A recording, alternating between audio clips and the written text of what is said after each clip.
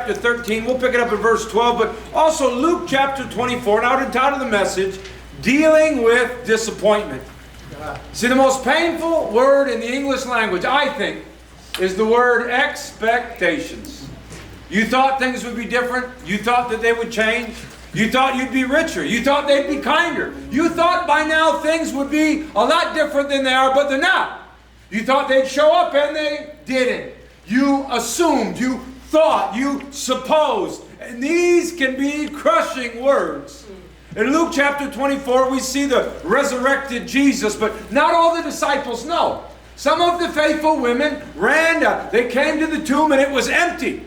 And the angels told them, "Why are you looking for the living among the dead?" And they went back and they told the disciples what had happened. And the disciples at that time didn't really believe it.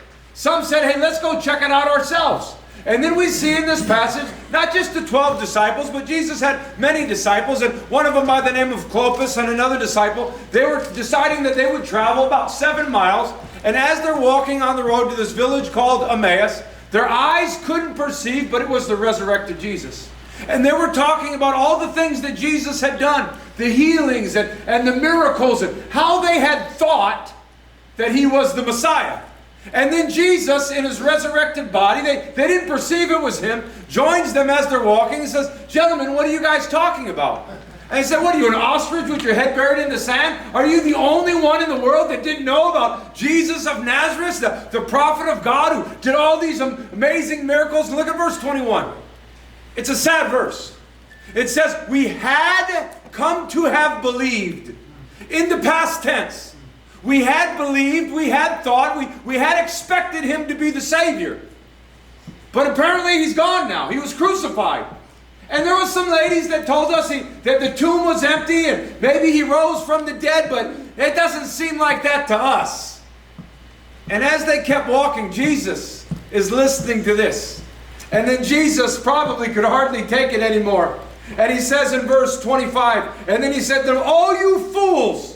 Slow to heart to believe the prophets had spoken. Ought not Christ have suffered these things and entered into glory?" And then beginning with Moses and the prophets, the resurrected Jesus teaches them how the Messiah had to suffer. Even Jesus seems kind of disappointed, doesn't He? God of very God comes in flesh, born in a manger, deals with humankind, gets betrayed, gets crucified, crowned with thorns, tortured. Then He's buried, and He, just like He said, He's resurrected from the dead, and they don't believe it. Life is certainly filled with many disappointments. Proverbs chapter 13, verse 12. "Hope deferred will make your heart sick. But how good it is when a desire is fulfilled." It's like a tree that's fruitful, that's living. You see, if you constantly are disappointed in life, it will weigh on your heart. It will break your spirit. You see, the ways of God are not always the ways of man. The foolishness of God is wiser than the wisdom of mankind. You and I have to learn a few lessons that just because something is deferred doesn't mean it's definite. Hope is not our home, and empty doesn't always mean empty. Sometimes we simply have the wrong expectations.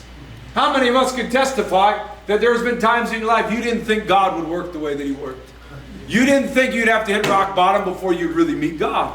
You didn't think you'd have to go through all the stress and all the strain. You didn't write that plan, but you see now the wisdom of God in your life.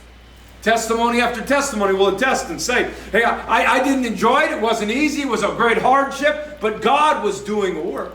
When Joseph was thrown in a pit, when David had to hide in the wilderness, when Moses was forgotten about in the wilderness, in all these things, God was preparing things. Because hope deferred isn't always definite, but how